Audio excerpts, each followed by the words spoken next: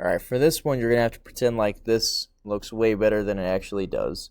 It says a sketch is shown for a commercial sign that's drawn 1/10 of its true size, and it wants the area of the actual sign, not the scaled down version. We have to prove our answer by showing all the calculations, and note the sign was not drawn to scale, but drawn on a grid, which the grid spacing for each unit is 1.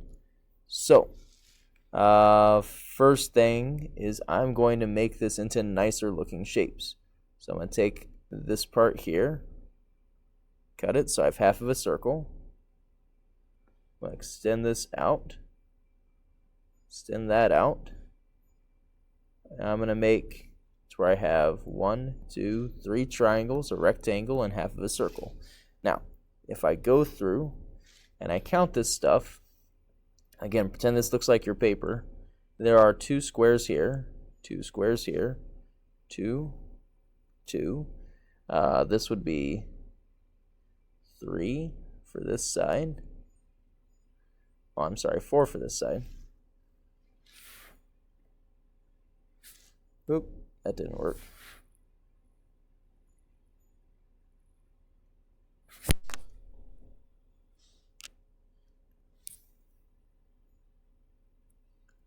Four, and the distance from here to up here somewhere is 3, and from this to this is going to be 1, 2, 3, 4, 5, 6, 7. All right, so let's do some figuring. First off, we know the area of a triangle is equal to 1/2 the base times the height. We also know that this sign is 10 times larger than it's scaled down to on paper, and this is the scaled version with the 2's and the 4's and the 7's. So the area of the little triangle is going to be 1/2 times 20 times 20. Half of 20 is 10. 10 times 20 is 200. And this would be square inches. Okay, now there's 2 of those. So there's one 200 square inches, there's a second 200 square inches. We're just going to do a grand total down here somewhere.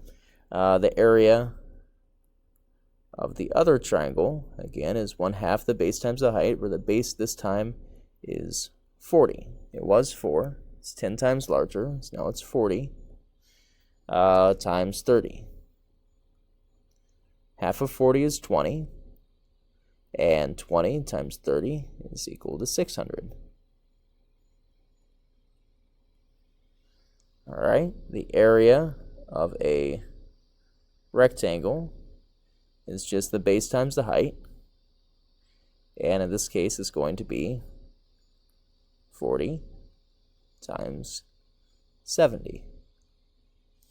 40 times 70, 7, 14, 21, 28, so that will be 2,800. And then we have the area of a circle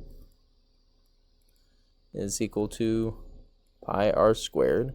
But in this case, we have half of a circle. So if we only wanted for half of that, it'd be pi r squared over 2. That's dividing by half. So in this case, the area of our half circle is going to be equal to pi times our radius. We said that from here to here is 4, so half of that is 2. So 20 pi times 20 squared all over 2. All right, so 20 squared is 400 times pi is 1,256, but we want half of that.